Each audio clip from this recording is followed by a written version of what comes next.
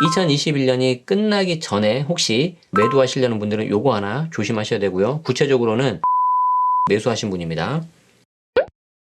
5분 투자로 10억을 아껴보자. 안녕하세요. 직방TV 철새여신 제네시스입니다.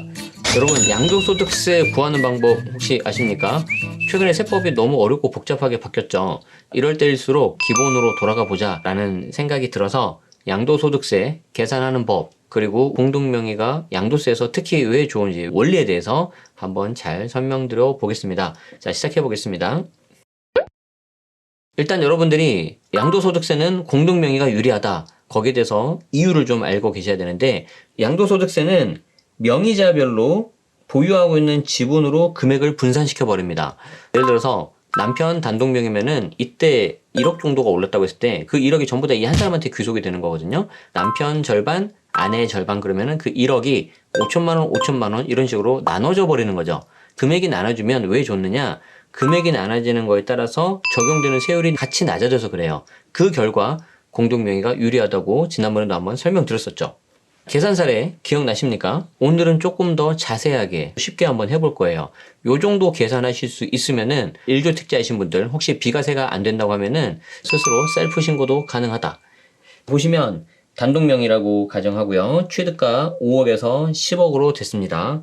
관련 필요 경비는 제가 1,000만 원만 잡았어요. 5년 동안 거주하고 보유했다고 가정하겠습니다. 가끔 가다가 거주, 보유 물어보시는 분들이 계시는데, 내가 만약에 거주를 하면 거주함과 동시에 보유를 해버리는 거잖아요. 내가 세를 주고 실제 거주하지 않고 사용하지 않았다, 그러면 이제 보유만 한 거죠. 이거 구분을 해주시는 게 좋습니다. 여기 표를 보시면 첫 번째 양도가가 이렇게 있어요.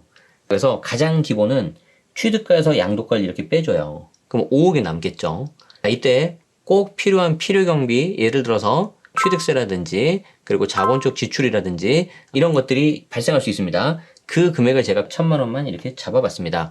이거는 빼주겠다는 거죠. 빼주겠다는 말은 무슨 말이에요? 그만큼은 내가 공제해서 세금으로 부과하지 않겠다라는 의미죠. 그래서 양도 차익 금액이 4억 9천이 나오는데, 앞으로 여러분들은 항상 이 양도 차익에서 한번 이렇게 끊어서 기다리고 점검하는 습관을 가지시는 게 좋습니다. 왜 그러냐면 이 양도 차익 다음에 곧바로 장기 보유 특별공제라는 게 나오는데, 이때 장기 보유 특별공제는 말 그대로 오래 가지고 있으면 특별하게 빼준다, 줄여서 장특공이라고 하죠. 이 경우에는 학습 목적상 일반 장특공률, 즉 1년에 2%로 해보겠습니다. 5년 동안 가지고 있었기 때문에 이 경우에는 5 곱하기 2 해서 10%가 되고요. 중요한 게 뭐냐면 이 10%가 어디에 적용되냐는 거죠. 바로 양도 차익에 곱해지는 거예요. 양도 차익의 일부를 이렇게 장특공으로 빼주는 겁니다. 그래서 양도 차익을 못 구하면은 장특공도 못 구하고요. 장특공 못 구하면 뒤에 계산값이 하나도 안 나오는 거죠. 양도 차익 4억 9천, 여기에 10%이기 때문에 장특공 4,900만 원. 그래서 4억 9천에서 4,900만 원 빼면 양도소득금액 4억 4,100만 원이 나오고요. 기본공제까지 빼면 드디어 이제 과세표준이 나옵니다. 그래서 과세표준이 나오면 계산 거의 끝난 거예요. 여기에다가 세율 곱해주시고요. 이 세율과 관련된 누진공제액을 빼주시면 됩니다. 그래서 과세표준 4억 3,850만 원에서 세율 40%를 곱하고 누진공제 2,540만 원을 빼면 세금이 딱 1억 5천만 원이 나옵니다. 이 양도소득세는 본세이면서 이제 국세, 국가에 내는 세금이고요. 지방자치단체에 내는 지방소득세가 있는데, 이거는 양도세의 이제 10%를 더 가산하는 거거든요. 그러면 1억 5천에 10%니까 1,500만 원 더하면 1억 6,500만 원 정도가 나오는 거죠. 단순하게 한번 생각을 해봅시다. 5억에서 산 집이 10억으로 올랐어요. 양도차익이 무려 5억이 났습니다. 이때 비과세가 아니고 양도세 중과가 아니면은 그냥 일반 과세, 대략 한 1억 5천, 1억 6천 정도가 세금으로 그냥 나간다는 겁니다. 그런데 단독명의 말고 공동명의를 해야지 세금이 줄어든다고 그랬잖아요. 그 계산 과정을 보여드릴게요, 이제. 여기 표를 보시면 왼쪽에 있는 거는 단독명의고 오른쪽에 있는 거는 이제 공동명의입니다. 공동명의는 편의상 부부 공동명의 그냥 하겠습니다. 그리고 지분 비율은 5대5. 5대5인 경우에는 똑같기 때문에 그 한 사람에 대해서 세금을 구하고 곱하기 2를 하면 되겠죠. 만약에 6대4다 그러면 남편 60%, 아내 40%, 각각 지분별로 전부 다 계산을 해줘야 됩니다. 지분이 같기 때문에 여기 양도소득금액 있죠. 양도소득금액에서 한 사람 절반 지분인 0.5를 그냥 곱해주면 됩니다. 그러면 2억 2천 50만 원이 나오고, 기본공제 250만 원은 그대로 빼주는 거예요.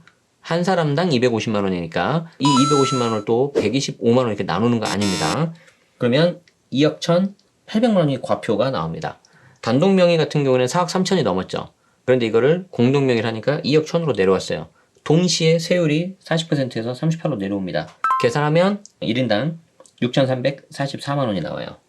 이거는 공동 명의일 때 뭐 남편이나 아내 한 사람 거 곱하기 2하면 토탈 얼마 나오겠습니까? 1억 2,600 정도가 나오겠죠. 그리고 지방세 없다고 가정하면은 1억 2,600하고 1억 5천 계산해 보면은 약 2,400만 원 정도를 내가 공동 명의를 함으로써 세이브할 수 있는 거죠. 이래서 양도소득세는 공동 명의가 확실하게 유리하다는 겁니다. 그래서 여러분들이 양도소득세 계산하시려면은 두 가지를 확실하게 아셔야 되는데 그 첫 번째가 과세 표준이고요. 두 번째가 관련된 세율입니다. 이거는 모든 세금이 다 똑같아요. 그래서 모든 세금은 관련된 과표하고 세율 두 가지만 알면 그 두 개를 적용하면 이론상으로는 모두 다 구할 수가 있습니다. 그러면 우리가 양도소득세 과세 표준에 대해서 알아보셔야 되겠죠. 양도세 과세 표준은 양도가에서 취득가를 빼고 필요경비를 빼고 장기부 특별공제를 빼고 다시 기본공제까지 이렇게 빼줘야 되는데 양도가 취득가는 서로 적용되는 게 똑같죠. 무슨 말이냐면 내가 10억에 팔았다. 그럼 상대방은 그 10억이 취득가가 되는 거죠.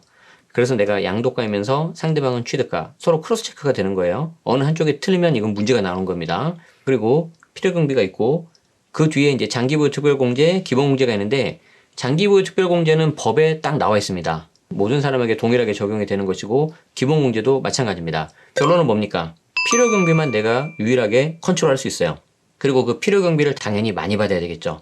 그래야 과세 표준이 줄어들고 양도세 과표가 줄어야 관련된 세금이 줄어듭니다. 필요경비는 저희가 지난 시간에 충분히 설명드렸으니까 더 구체적인 필요경비 받는 방법에 대해서는 링크 올라오는 요 영상으로 보시면 될 것 같습니다.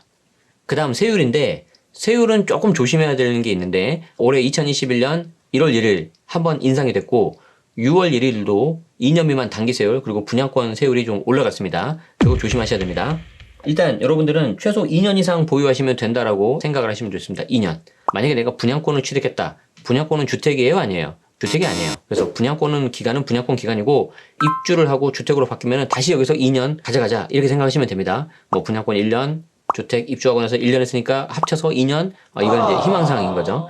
그래서 분양권은 분양권, 주택은 주택, 잘 모르겠으면 그냥 2년 이렇게 생각하시면 됩니다. 왜 그러냐면 2년 미만 단기세율이 70%, 60%로 굉장히 높아졌어요. 1년 미만 70%, 1년에서 2년 60%. 그리고 2년 넘어야지 드디어 기본세율이 적용이 되는데 이게 6에서 42였는데 2021년 1월 1일부터는 45로 세율이 올라갔습니다. 특히 조정지역에 소재한 주택 같은 경우에는 팔 때 양도소득세 중과가 적용돼서 굉장히 조심하셔야 되는데 1주택자이신 분들은 걱정 안 하셔도 돼요. 그런데 세대 기준으로 주택수가 2채 이상이다. 같이 살고 있는 가족이면 전부 다 포함입니다. 그런 경우에는 반드시 조심하셔야 됩니다. 그래서 2021년도 바뀐 양도세율이 굉장히 중요한데요.